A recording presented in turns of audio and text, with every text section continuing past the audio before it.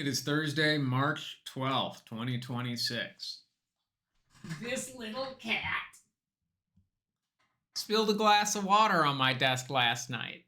Do you think she looks remorseful? She didn't look remorseful last night. Now it just kind of looks like she wants to get down and continue her nap.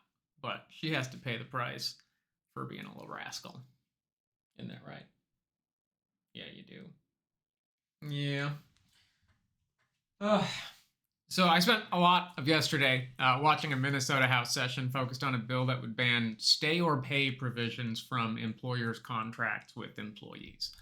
There was testimony during the session regarding how these have been abused by employment sessions, such as lash and nail technicians, in addition to higher profile lawsuits being waged against pet stores, where training for pet grooming that was non-transferable was also subject to stay or pay provisions in employment contracts.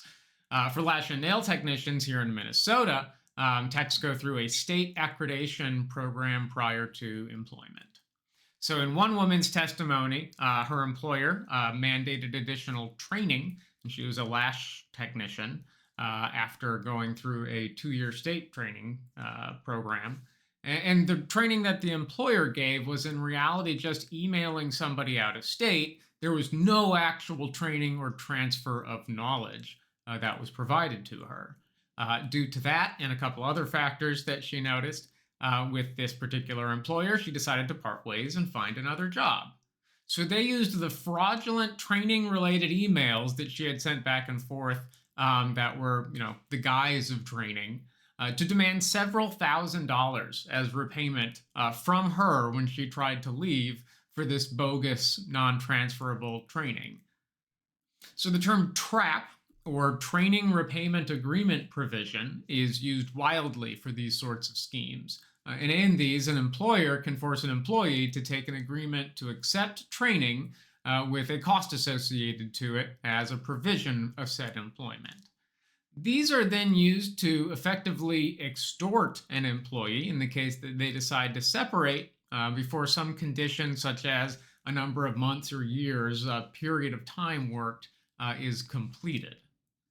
Discussion on the bills in the session by legislators was very much along party lines, with testifiers present such as the Minnesota State Chamber of Commerce fielding a very professional-looking white woman who decried removing this very useful tool for employers. In fact, most of the Republican House reps who commented had two things in common.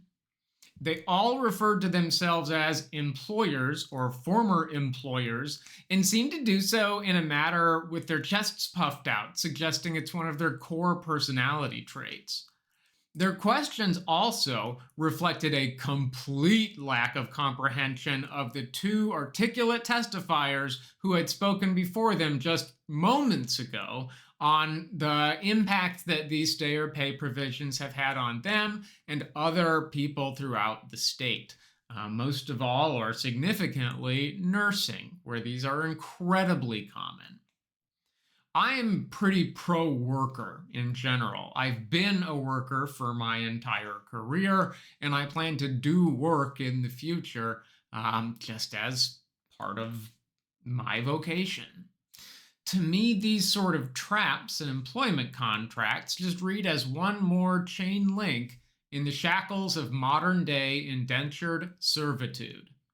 Between the astronomical cost of a college education, the inability to honestly earn a significant living without one in the United States, and the absolutely broken healthcare system that people have to deal with, I think advocating for employers at all in any capacity in a legal or legislative session is more or less soulless, inhuman behavior.